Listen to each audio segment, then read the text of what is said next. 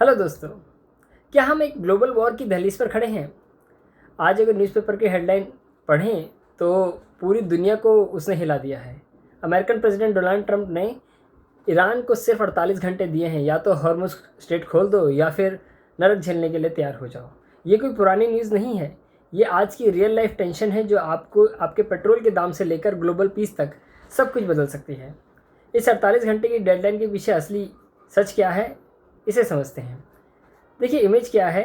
Tehran की Shahid Beheshti university मलबे में बदल चुकी है। बुशेहर न्यूक्लियर प्लांट पर हमले हो रहे हैं, जिसे रशिया ने डेंजरस थ्रेशोल्ड कहा है। ट्रंप का कहना है कि उन्होंने 10 दिन का वक्त दिया था, लेकिन अब सब्र खत्म हो रहा है। वहीं दूसरी तरफ ईरान झुकने को तैयार नहीं। उन्होंने क्लेम किया है कि उनके नए Majid infrared air defence system ने अमेरिका के एडवांस फाइटर जेट्स को गिरा दिया है। यूएस पायलट को पकड़ने पर 55 लाख रुपए का इनाम रखा गया है। ये सिर्फ एक बयानबाजी नहीं है, ये एक फुल ब्लोन मिलिट्री एस्केलेशन है।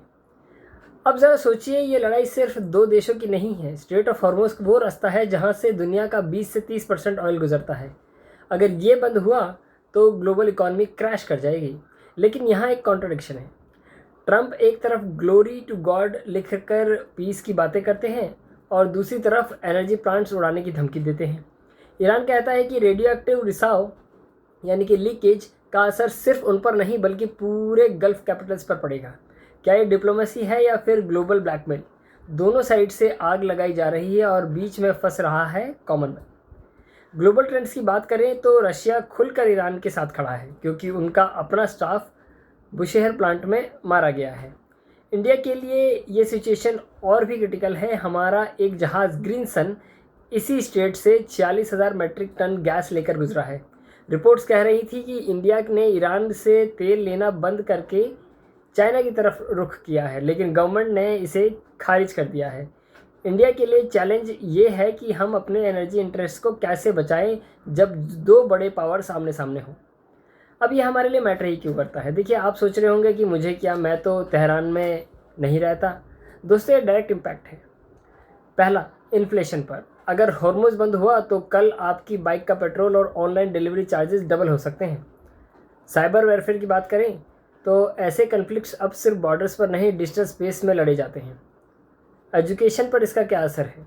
ईरान में यूनिवर्सिटीज़ ऑनलाइन कर दी गई हैं, म्यूज़िक स्कूल्स तबाह हो रहे हैं, एक पूरी जनरेशन का फ्यूचर दांव पर है। वॉर कभी कूल नहीं होती, ये सिर्फ डिस्ट्रक्शन लाती है। अब इस पूरे मामले में कंक्लूजन क्या है? देखिए, 48 घंटे का काउंटडाउन शुरू हो चुका है। क्या ये सिर्फ एक नेगोशिएशन टैक्टिक है या फिर हम 2026 में एक बड़ी तबाही देखने वाले हैं? हिस्ट्री गवाह है कि जब बड़े नेता ईगो की लड़ाई लड़ते हैं तो कीमत आम लोग चुकाते हैं। आपको क्या लगता है, क्या ट्रंप का ये प्रेशर काम करेगा या ईरान का माजिद सिस्टम गेम चेंजर बनेगा?